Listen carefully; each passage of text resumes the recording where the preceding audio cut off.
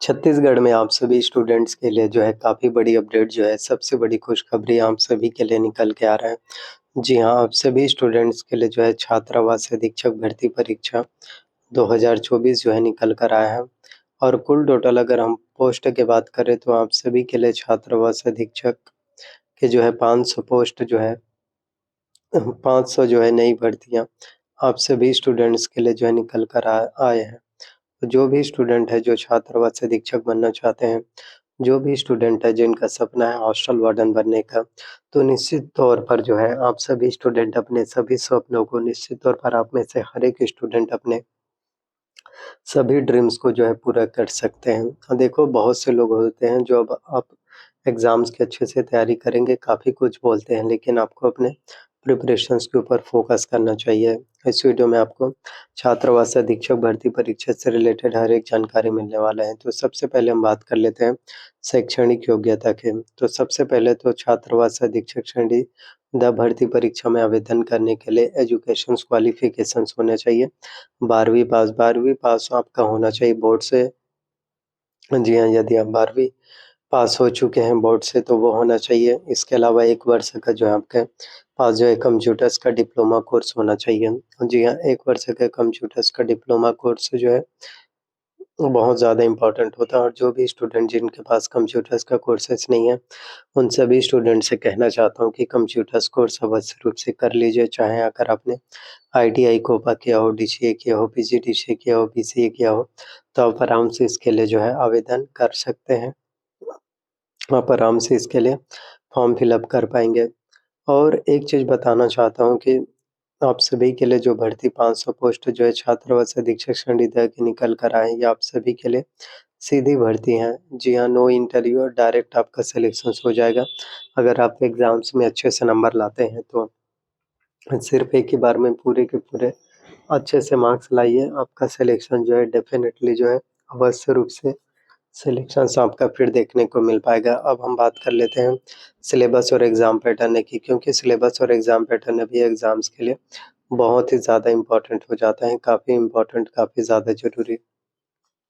तो 150 प्रश्न एग्ज़ाम्स में पूछे जाएँगे जो कुल 150 अंकों के होंगे।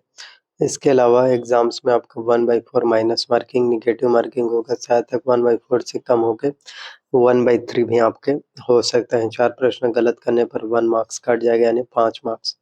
अब हम बात करते हैं कंप्यूटर्स की। तो कंप्यूटर से जो है 50 मार्क्स के क्वेश्चन जो है पूछे जाएँगे। 50 अंकों के 50 प्रश्न पूछे जाते हैं और 50 में से आपको जो है 25 अंक लाना इम्पोर्टेंट है। तो जो भी स्टूडेंट है जो छात्रावास अधीक्षक बनना चाहते हैं, अगर आपका कंप्यूटर्स में 50 में से 25 नंबर आएगा तो ही आपका सिलेक्शंस होगा। अगर आप सभी स्टूडेंट अगर 50 में से 25 नंबर नहीं लाते हैं तो इसमें किसी भी तरह से आपका फिर सिलेक्शंस नहीं हो पाएगा। हिंदी की बात करें तो हिंदी से आपके एग्ज़ाम्स में जो है 10 अंकों के 10 प्रश्न जो है पूछे जाते हैं। इंग्लिश की बात करें तो अंग्रेजी से भी आपके एग्ज़ाम्स में 10 अंकों के 10 प्रश्न आएँगे। सामान्य ज्ञान से 20 अंकों के 20 प्रश्न पूछे जाते हैं। वहीं समसामयिक घटनाक्रम करंट अफ़ेयर से भी 20 अंकों के 20 प्रश्न एग्ज़ाम्स में पूछे जाते हैं। छत्तीसगढ़ की सामान्य जानकारी से भी 20 अंकों के 20 प्रश्न पूछे जाएँगे। गणित से भी आपके एग्ज़ाम्स में 20 अंकों के 20 प्रश्न पूछे जाते हैं। अब एक-एक करके मैं आपको पूरी जानकारी बताता हूँ। जी हाँ, कंप्यूटर से एग्ज़ाम्स में 50 अंकों के 50 प्रश्न पूछे जाएँगे, तो उम्मीदवारों को कंप्यूटर्स के 50 प्रश्नों में से कम जो है 25 अंक लाना अनिवार्य है, अन्यथा आपका सिलेक्शंस नहीं हो पाएगा। कंप्यूटर्स के सिलेबस की बात करें तो इसमें आपका कंप्यूटर का परिचय, कंप्यूटर के उपयोग, बेसिक जानकारी, फंडामेंटल्स ऑफ कंप्यूटर्स हो गया। सीपीयू के फुल फॉर्म्स की बात करें तो central processing unit, input device की बात करें तो कीबोर्ड हो गया, जॉयस्टिक हो गया, लाइट पेन हो गया, माउस हो गया, ये इनपुट डिवाइस के अंतर्गत आते हैं। आउटपुट डिवाइसेस की बात करें तो प्रिंटर, प्लॉटर, स्पीकर, प्रोजेक्टर, ये आपके जो है आउटपुट डिवाइसेस हैं। प्रिंटर के प्रकार डिजिबल printer, dot matrix printer, line printer, ये सभी हैं।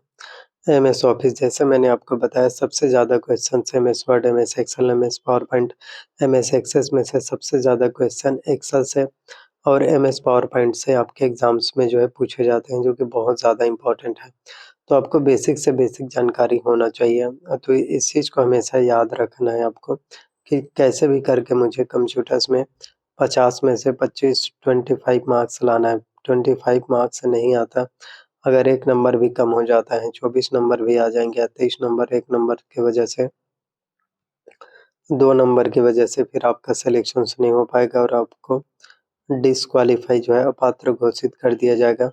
चाहे आप मैथ्स हो हिंदी हो, इंग्लिश हो, बाकी सब्जेक्ट में कितने भी अच्छे से नंबर ला लीजिए, आपका कंप्यूटर्स में 50% मार्क्स होना इम्पोर्टेंट है। तो कंप्यूटर्स की तैयारी करना चाहते हैं तो कंप्यूटर्स के प्रिपरेशंस करने के लिए आप जो है परीक्षा मंथन का बुक ले सकते हैं। जी हाँ, यदि आप परीक्षा मंथन का बुक लेते हैं, कंप्यूटर्स की अच्छे से तैयारी करते हैं, प्रिपरेशंस करते हैं, तो आप कंप्यूटर्स में भी बहुत अच्छे से नंबर कंप्यूटर्स में भी आप जो है बहुत अच्छे से नंबर, बहुत अच्छे से मार्क्स जो है आप ला सकते हैं। जी हाँ।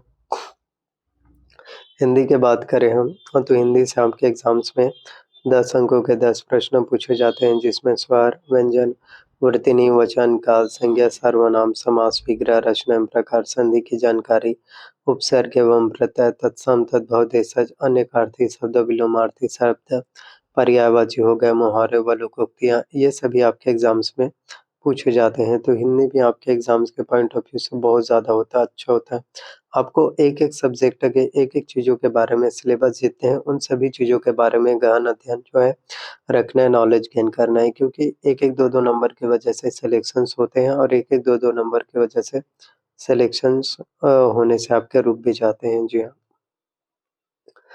इंग्लिश की बात करें तो इंग्लिश में आपके पूरे ग्रामर्स आएँगे, synonyms, narration, prepositions, models, degree, question tag, article, voice हो गया, टेंस हो गया, noun, pronoun, adjectives, verb, finite verb, non finite verb, phrases writing, ये सभी फाइंड एरर, ये सभी आपके ग्रामर्स के पोर्शन पूरे पूछे जाते हैं। तो इंग्लिश के लिए हम जो है एसेंशियल इंग्लिश ले सकते हैं। जी हाँ, इंग्लिश की तैयारी करने के लिए आप जो है एसेंशियल इंग्लिश रश्मि सिद्धेश्वर पब्लिकेशन की बुक ले सकते हैं, ताकि आपकी इंग्लिश के प्रिपरेशंस बहुत अच्छे से और भी तरीके से हो पाए। छत्तीसगढ़ सामान्य ज्ञान से 20 अंकों के प्रश्न पूछे जाएँगे, करंट अफेयर्स से भी पूछे जाएँगे, अर्जुना का करंट अफेयर्स ले सकते हैं या फिर आप इंडियन वर्ल्ड करंट अफेयर्स ले सकते हैं। छत्तीसगढ़ की तैयारी करने के लिए हम जो है कॉम्पिटिशन्स अकेडमी का बुक ले सकते हैं। तो इन सभी से तैयारी कीजिए।